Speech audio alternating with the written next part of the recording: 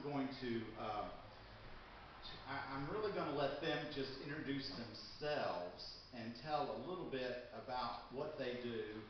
And then we'll start with kind of the meat of the program, and we'll go in a order that hopefully will make sense.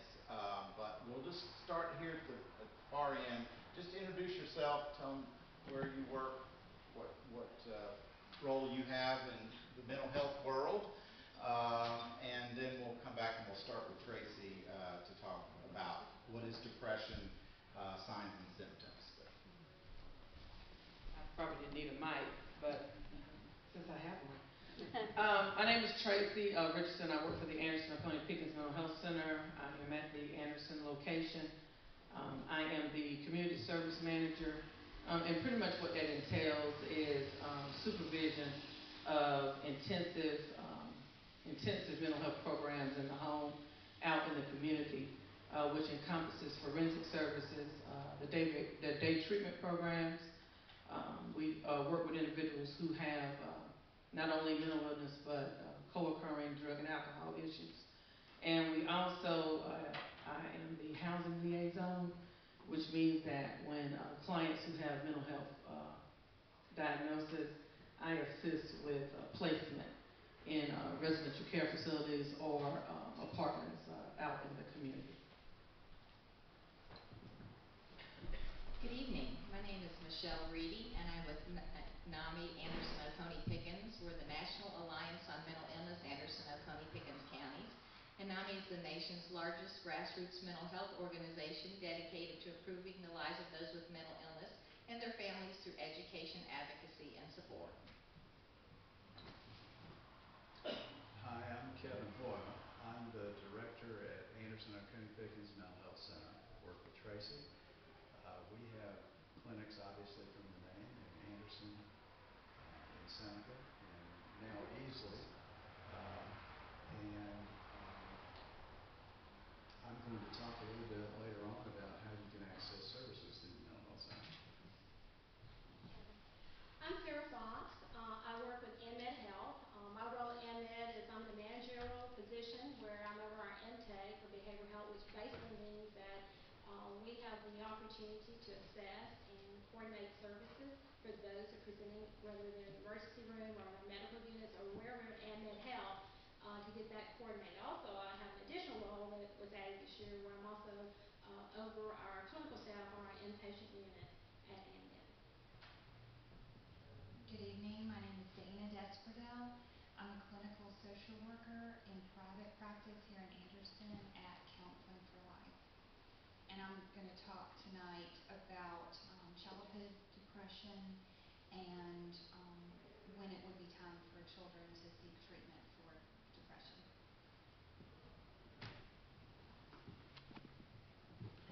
Okay, so our format tonight, I think they can hear me, is that Tracy is going to begin and talk a little bit about the signs and symptoms of depression, and then Michelle is going to speak to issues related to family, and if you're kind of talk on a more personal level about depression, how it affects the family and what families can do. Kevin is going to speak to the services which are available through the Anderson Oconee Mental Health Center system to help people with depression and how to access those services. Sarah will speak to AMED Health's role in helping people connect with services for mental health treatment, depression-related illnesses, and as Dana has spoken, she will speak to the more particular issues related to children and adolescents who may be dealing with depression and how to help a child in that situation. So that's kind of our flow for this evening. They're each going to speak briefly, a few minutes, and then we'll open it up to questions that you may have. All right. Again, my name is Tracy, and I heard Kurt say briefly. Okay. So that's a test. No, not really. First of all, in regards to depression, one of the symptoms that you may have, And most likely, if anybody has been diagnosed with clinical depression, you have to have depressed mood most of the day, which means that you are sad, or it could mean that you have lack interest. You may like to sew, or when you're not depressed, you may like to cook, but when you become depressed, you lose interest in the things that you routinely do in a normal time frame. A lot of times individuals will sleep all day, or they may not get any sleep at all. Their sleep may be fragmented, meaning that they may sleep 2 or 3 hours in the night, get up, and then go back to sleep again. Again, with their appetite, it may be overeating, or it could be not eating at all. So you can have some weight loss with depressive symptoms. That might come in handy for me as I try to lose weight. I'm so used to standing up, but so yes, I'm gonna have to. I teach at Anderson University, so it's a lot easier for me to stand up and move around. So also with depressive symptoms, you may overeat. You have increased fatigue. Your energy is low. Another thing that you can have is some suicidal ideation, so thoughts of hurting yourself. Also, with depressive symptoms, it has to be more than just a day. Clinical depression is at least 6 months. It could start occurring as early as consistently 3 months, but clearly if you're experiencing some of these symptoms after 6 months, you need to seek treatment, seek help for it. Of course, when you have some stressors, you have to look at how you're coping with those stressors. A lot of time for individuals, if you do not have the social supports that you need, then you may try to resort to drugs and alcohol usage to manage your depressive symptoms, which often for us in the healthcare field is difficult to diagnose depression if there's a substance use on board. For example, if the individual has some depressive symptoms and they're also drinking alcohol, alcohol is a depressant. So as we're asking questions, and I know that as these individuals were taught, Sarah mentioned assessment, and we have to ask questions. And I know that when you're not feeling well and you're feeling sad, you don't want to have to ask these questions over and over again. But we have to ask these questions so that we can get a timeline to how long you've been experiencing these symptoms, and also get a timeline on how long you've been using drugs and alcohol, if that's on board. You may have some irritability or easily frustrated, which is another symptom of depression. And again, not wanting to get up out of bed, not wanting to interact. If you are an individual who routinely went to church and you stop doing that, so you stop going places you used to go, you stop enjoying things, you isolate yourself, may have some increased isolation. And so again, we have to ask those questions to see when the symptoms started. What was the trigger?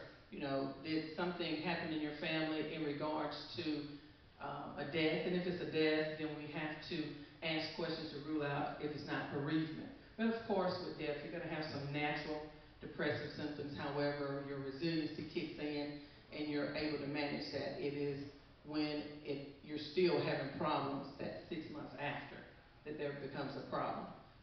So with the depressive symptoms, one of the key ones is the suicidality, and with that, we take everyone who comes in who say that they have suicidal ideations very seriously.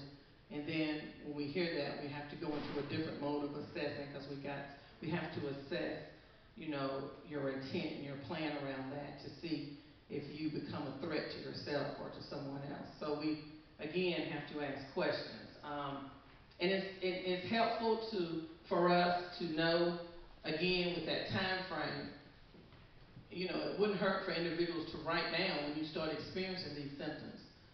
Because, again, we're going to ask that. We want to know, is it most of the day? Is it all day? What triggered it?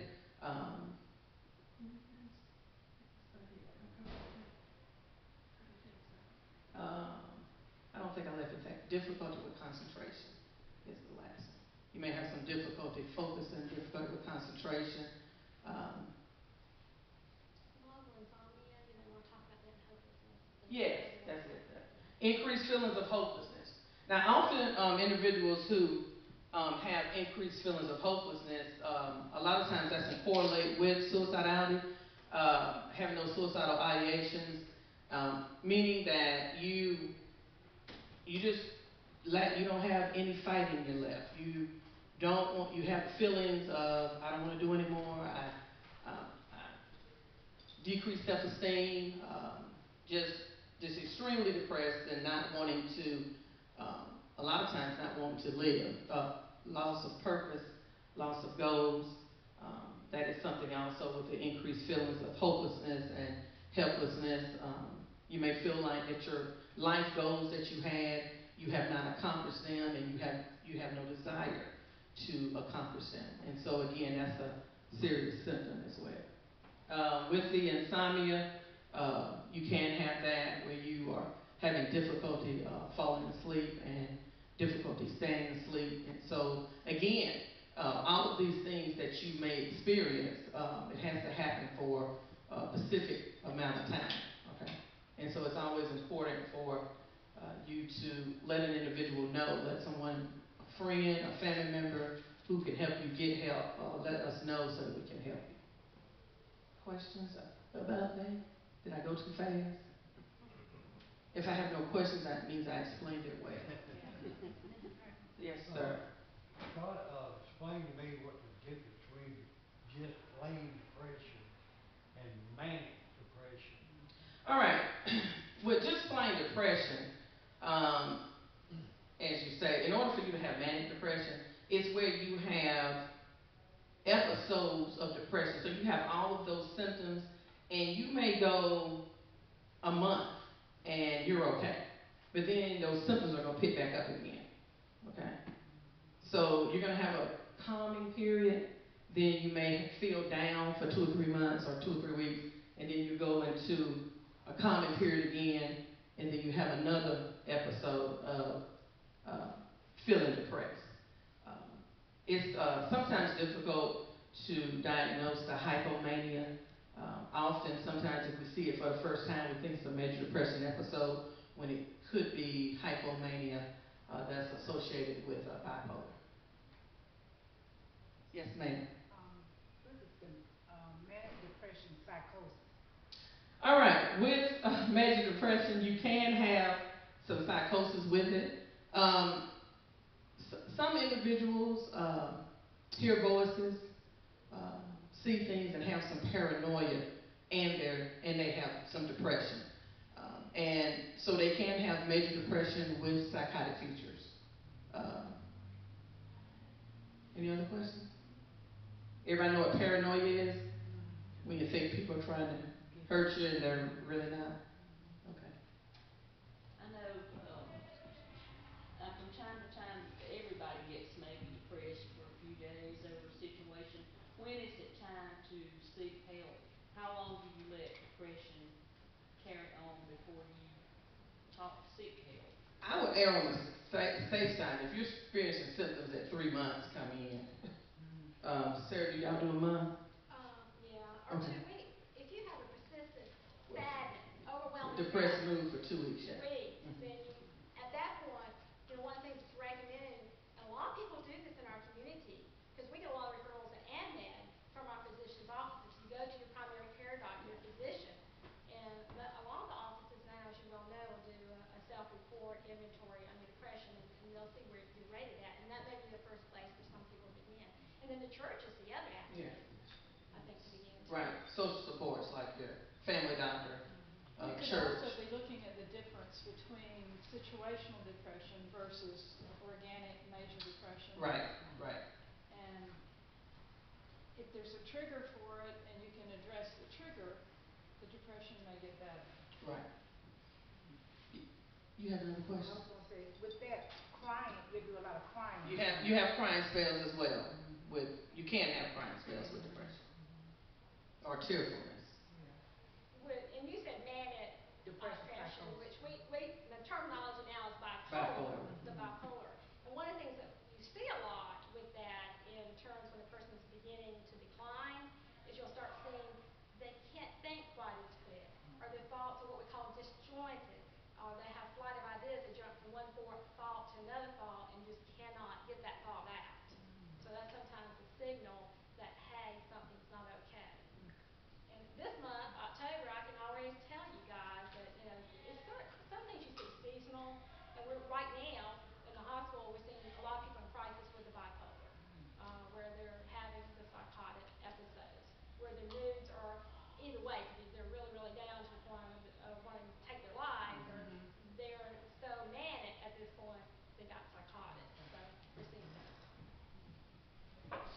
Any other questions about the symptoms? Yes, Why ma'am. would that be?